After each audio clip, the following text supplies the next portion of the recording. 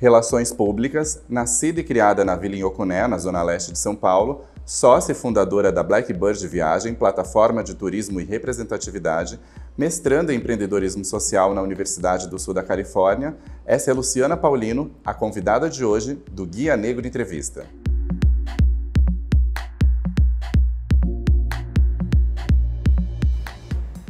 É bom fazer uma entrevista com quem a gente conhece de perto. Eu tenho uma história particular com a Luciana, a gente é sócio e a gente foi ficando amigo a partir da construção de uma empresa chamada Blackbird, que trabalha com turismo étnico, que tem essa proposta de levar as pessoas de todas as cores para os lugares de cultura negra e história e de levar mais pessoas negras a viajarem, né? Como que você começou no turismo e como que você teve essa ideia de focar no turismo étnico?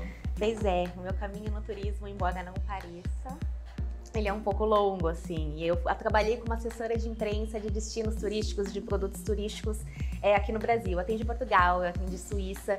E aí eu estava um pouco cansada de não ver turistas e viajantes que se parecessem comigo. E aí comecei a pesquisar possibilidades e o que eu poderia fazer. Foi quando eu te encontrei também e juntos nós criamos a Blackbird, que hoje é essa plataforma, né, de turismo e representatividade que traz um olhar mais inclusivo para o mercado de turismo. E esse movimento dos negros viajando juntos é muito forte nos Estados Unidos, né? Tem até um nome para isso que é Black Travel Movement.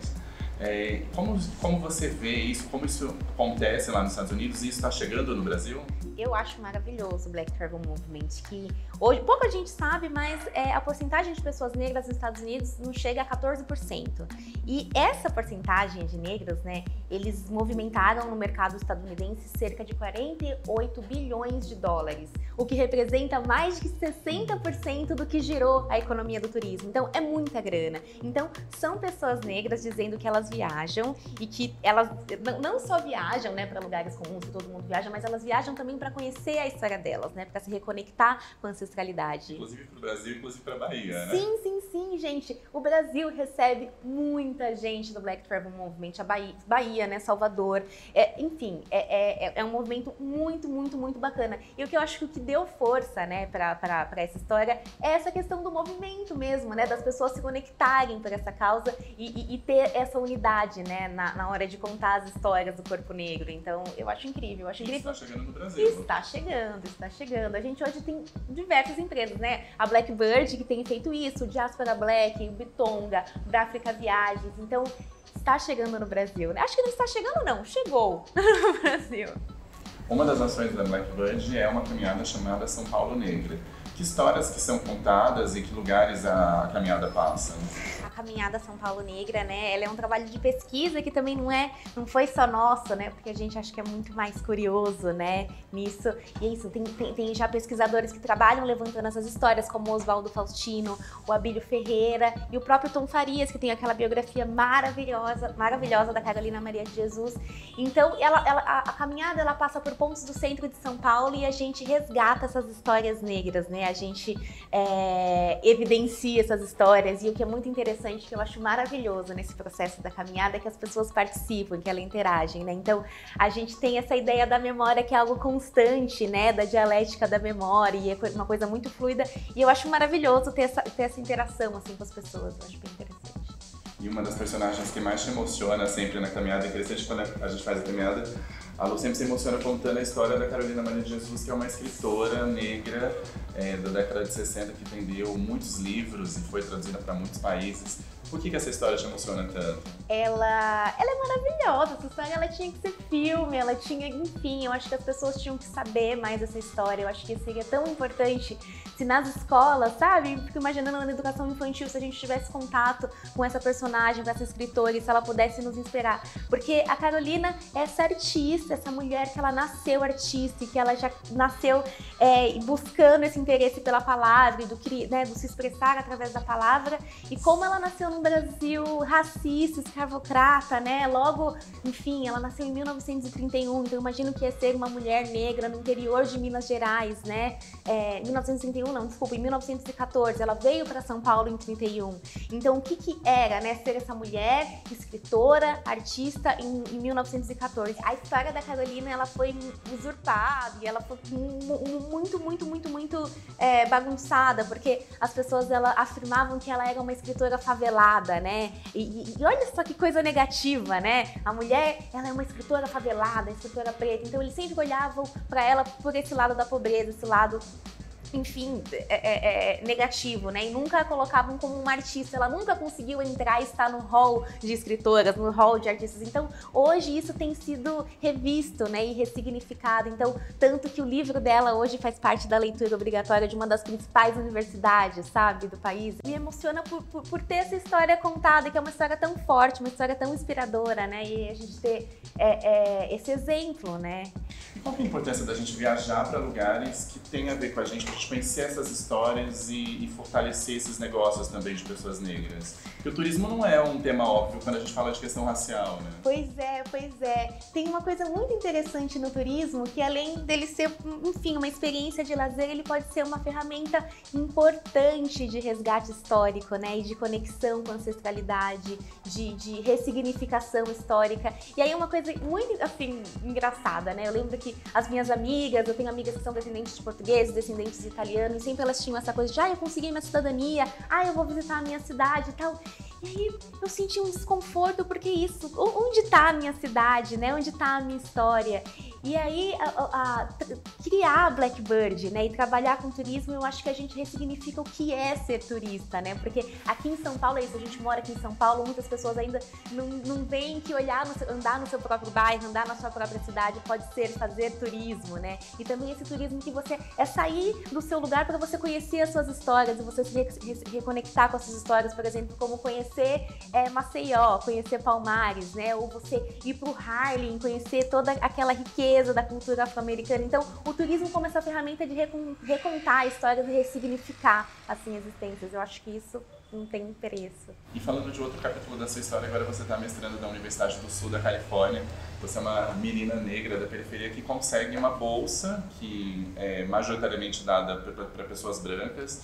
Essa trajetória é uma trajetória de superação, de meritocracia, ou você acha que isso tem a ver com aquilo que a gente sempre conversa de ser um pouco unicórnio, né? De ser um negro único? Como que você vê essa trajetória e o que você pretende tirar desse mestrado? Essa perguntinha é super tricky, né? Porque a gente conversa muito, né, Gui, essa questão de ser unicórnio, de você chegou lá porque você é muito bom, porque você é foda e você batalhou.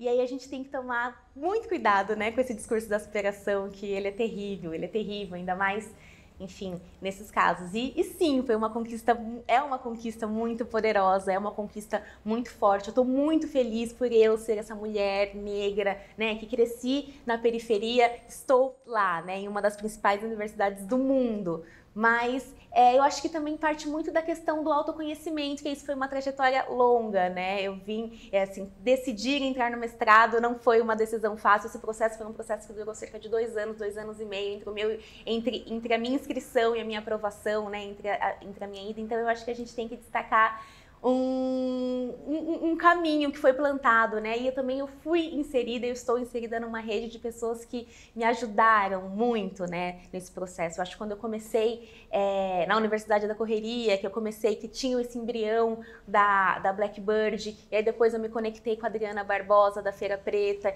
que ela abriu esse panorama, esse mercado, né, e essa importância da economia de impacto, de negócios periféricos, de negócios negros. Então, eu cheguei lá, mas eu não cheguei sozinha, assim, foi uma rede de pessoas que me ajudaram, foi a minha trajetória acadêmica aqui, que é isso, eu também estudei numa universidade pública aqui no Brasil, eu estudei na Unesp, eu fui intercambista também lá, eu tive a oportunidade de viajar e fazer uma especialização. Eu aprendi a falar eu aprendi a falar inglês, e é isso, eu estudo inglês desde pequena, e aí isso, eu cresci na periferia, eu sou de uma família de classe média, mas é aquela classe média com dinheiro contadinho, então é isso, fazer o inglês foi um sacrifício para minha família, e eles separarem essa grana para que eu fizesse inglês, é isso, é uma trajetória longa. E aí quando as pessoas falam, olha, tá vendo, essa menina negra conseguiu e tal, e às vezes falando como é fácil, não é fácil, né? Então foi uma rede de apoio, e muitas pessoas estão comigo aqui, então é isso, né? E é uma coisa maravilhosa, eu tô muito empolgada, muito empolgada. E quando a gente fala de lugares, voltando para o turismo um pouco, é uma pergunta que eu sempre faço, né? Tem algum lugar de cultura e história negra que você acha que todo mundo deveria conhecer, quem está assistindo a gente deveria pelo menos uma vez na vida ir para esse lugar? Gente, vocês deveriam visitar Palmares, assim, Alagoas. Eu acho que é um lugar aqui no Brasil que é um grande marco da resistência negra brasileira, assim. Se a gente for pensar o que aconteceu em Palmares, cerca de 30 mil pessoas viviam livres, né? Enquanto o Brasil vivia um regime escravocrata, e lá era a terra da liberdade, e lá teve a história de Zumbi, e essas 30 mil pessoas foram assassinadas, né? E aí elas foram assassinadas porque a coroa fez questão que essa história não fosse contada, então não tem documentos dessa história, são os documentos. E é isso, a gente encontra relatos, né, desse massacre, do que aconteceu em Palmares, nas cartas que os portugueses vieram para relatar o que aconteceu, e aí é um quebra-cabeça a ser montado. E aí, é uma viagem muito poderosa. Uma vez eu estava conversando com uma amiga, com a Juliana Luna, ela falou que quando ela pisou na Nigéria, a primeira vez que ela pisou lá, ela sentiu como se o corpo dela e como as células dela estivessem se reorganizando e se reconectando novamente.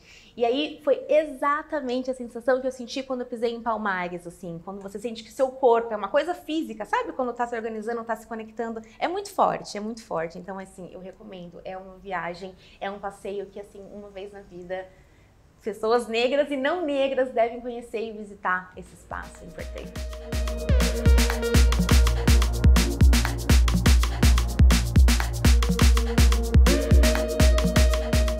Bacana. E Luciana, o que é ser um corpo negro no mundo? Nossa, ser um corpo negro pelo mundo é algo muito desafiador, né?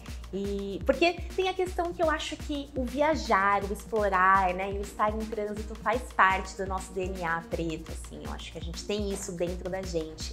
Mas também, ao mesmo tempo, nesse mundo que o racismo estrutural tá em todo canto, viajar também é desafiador e é uma missão ali um pouco difícil. Por exemplo, quantas pessoas negras, né, a gente encontra nos aeroportos, quantas pessoas negras estão no embarque internacional, né, que isso causa muito estranhamento. E aí uma coisa que eu acho que, né, até para tentar entender isso, por exemplo, ano passado cerca de 1,5 milhão de brasileiros viajaram para o exterior, né, mas o Ministério do Turismo, e o que nem uma marca consegue precisar, quantas pessoas, né, desses 1,5 milhão, qual é a porcentagem disso são pessoas negras, né, então parece que a indústria do turismo ainda não está interessada na gente, né, mesmo a gente sendo 54% da população. Então, hoje falar de turismo, falar sobre ser um corpo negro, eu acho que é uma missão muito interessante, nossa, né, e poderosa, porque a gente está chamando a atenção para os nossos interesses, né, ao viajar, e que sim, nós viajamos, sim, nós queremos conhecer a nossa história, então por que essas marcas não conversam com a gente, né? Então acho que ser um corpo negro pelo mundo, eu acho que ainda a gente está em construção, né, do que é ser esse corpo, né, é uma missão. Luciana, obrigado pela entrevista. Ai, já, gente, muito rápido. Nossa, nem deu tempo aqui, ó. Tinha tanta coisa lá.